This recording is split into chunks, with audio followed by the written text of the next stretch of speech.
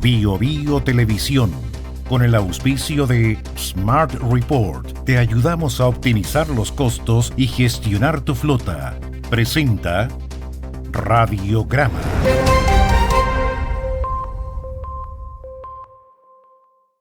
Con Smart Report, controla el gasto en TAC y peajes de tu flota. Visítanos en smartreport.cl.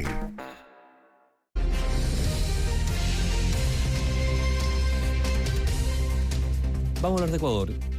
¿Y por qué vamos a hablar de Ecuador? Bueno, porque Ecuador está cerca, porque hay fenómenos que en Ecuador se registraron hace tiempo y que se están registrando en nuestro país. Como el secuestro.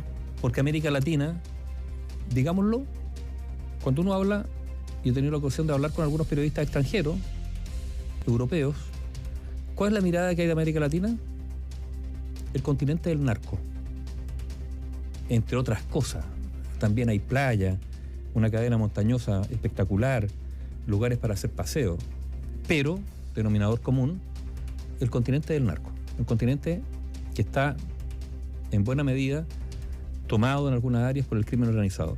Y Ecuador es un buen ejemplo. Ecuador era un país con hermosas particularidades, una zona amazónica, la sierra, y que desde hace un buen tiempo ha venido con un deterioro de la seguridad, pero increciendo, como se dice. Algunos le echan la culpa a algunos gobiernos anteriores. Si ustedes miran, por ejemplo, lo que se está comentando por redes sociales hoy día en Ecuador, muchos culpan, por ejemplo, al expresidente Rafael Correa de haber sido laxo frente al crimen organizado. Puede ser una opinión sesgada políticamente, pero hay un hecho cierto. En Ecuador han habido cientos, y cuando digo cientos es porque no sé si son exactamente 400, entre 300 y 400 y algo, personas asesinadas en las cárceles en los últimos 4 años por disputas entre grupos criminales que desde la cárcel digitan el crimen organizado en el país. Se han decomisado centenares, miles de kilos de cocaína que iban a ser enviadas fuera del país. Y ojo con esto, Ecuador se ha convertido en un lugar atractivo para el crimen organizado y el narcotráfico, entre otras cosas por sus puertos, cosa que también tiene Chile, hay que decirlo. Hoy día hemos vivido, ayer, el presidente Noboa, ante lo que ha ocurrido, porque se instala Daniel Noboa. ¿Te acuerdas que, Lasso se va, a Noboa le quedan los 2 años que Lasso le quedaban? Lo primero que hace Noboa es decir, bueno, aquí hay problema de seguridad y por lo tanto en las cárceles, y repartió a los líderes de los grupos criminales que estaban presos en distintas cárceles, desarmó esa estructura. Esto ha provocado reacciones, entre otras cosas, durante esta madrugada, la toma de varios centros penitenciarios, y a esta hora hay gendarmes ecuatorianos retenidos por presos que amenazan con matarlos. Hubo una irrupción armada a un canal de televisión, se han registrado durante la noche explosiones de vehículos. A una universidad en Guayaquil también. Barricadas, saqueos, y uno podría decir que esto es bien interesante porque el crimen organizado es capaz de controlar no el orden público, sino que el desorden público. El crimen organizado tiene la capacidad de generar instancias de desorden o agitación pública. Sí. Esto es muy importante decirlo. También es un instrumento del crimen organizado en algunos sectores, y lo que está ocurriendo ahora en Ecuador. Entonces, hubo que reforzar en Quito, María José, las inmediaciones del Palacio de Gobierno. Ahora, estamos hablando hace minutos atrás. Hubo que reforzar el metro. Hubo que cerrar las estaciones del metro y dejar solo un acceso controlado por militares. Y esto es un conflicto que tiene que ver con el crimen organizado. ¿Y por qué lo decimos? Porque el sábado en Chile encontraron a una persona amarrada, asesinada al interior de una maleta. Hoy día aparecieron 2 cuerpos amarrados, asesinados a balazos en el acceso sur de Santiago. Cosas que antes no ocurrían, ahora están ocurriendo, y el problema es que nos acostumbremos a aquello. Claro, acá hay una especie de acción-reacción. Cuando hace un par de meses atrás se dio a conocer el asesinato de un candidato presidencial en Ecuador, ahí los ojos, podríamos decir, se pusieron en Ecuador respecto a lo que era la ola de violencia, lo que estaba sucediendo. Tú lo comentabas hace unos minutos atrás, el jefe de la banda criminal de Ecuador, Los Choneros, que cumplía condena por distintos delitos. Se escapó hoy día. Fito, se escapa finalmente de la cárcel.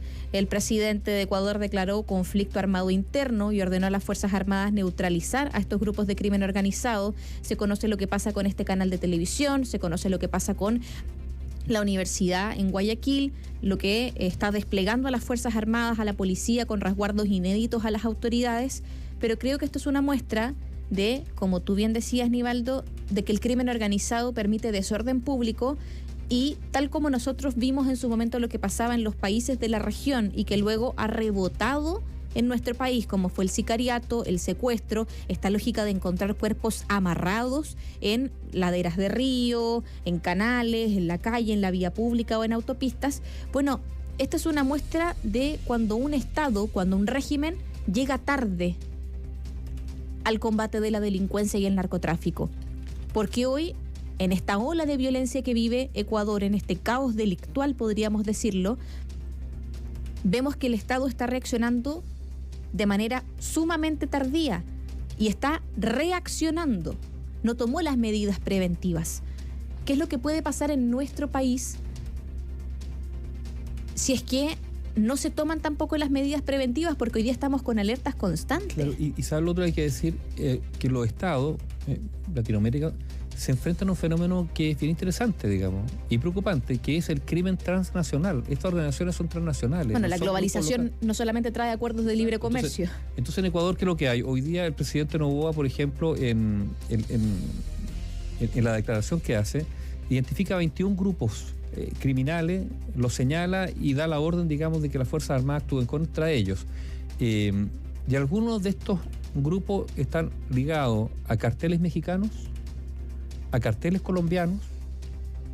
O sea, son estructuras transnacionales que operan en distintos países y son capaces de articularse. Algunos hablan, por ejemplo, que probablemente uno de los grupos más, algunos en plural, de los grupos más complejos del crimen organizado son brasileños, ¿no es cierto? El Comando Rojo, el primer comando de la capital, que también estarían o tendrían algún tipo de actividad a través de la triple frontera, pasando Paraguay y llegando a Ecuador. Ahora, la situación es compleja porque cuando lo que ha ocurrido hoy día en Ecuador es, uno podría decir, multisistémico en términos de crimen. O sea, capacidad de quemar vehículos, de generar motines en las cárceles, de hacer un canal de televisión. Claro, de hacer irrupciones públicas, de demostrar su poder, ¿no es cierto?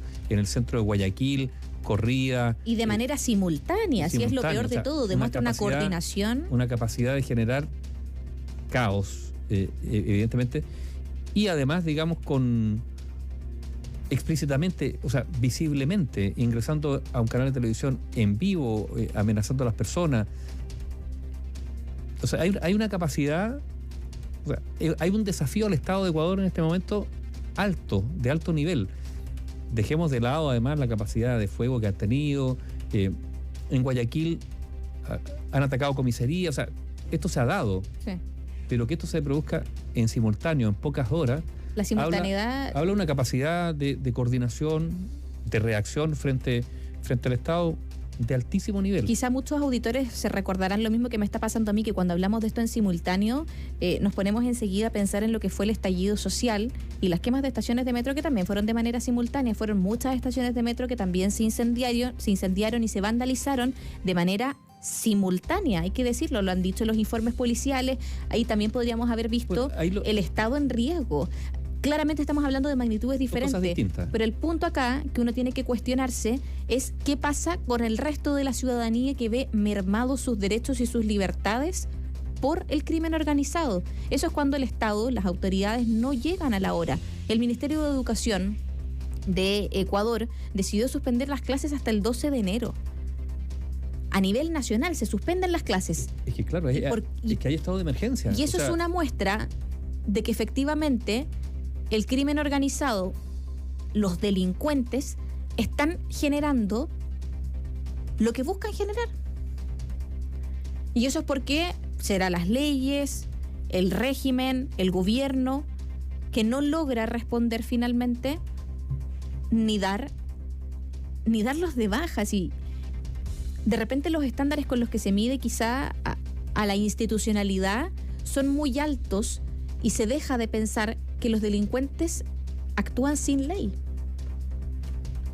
Bueno, el Estado debe cumplir con la ley, partamos por ahí, eso es lo primero, y por lo tanto tiene que dotarse de instrumentos que sean excepcionales, y por eso Noboa ha decretado un estado de excepción, ¿no es cierto?, con algunas prerrogativas que te da ese régimen legal. Pero cuando tú ves, no sé, un asalto a un canal de televisión donde al conductor le ponen un rifle y una pistola en la cabeza en vivo, tú dices, bueno, ¿frente a qué nos estamos enfrentando?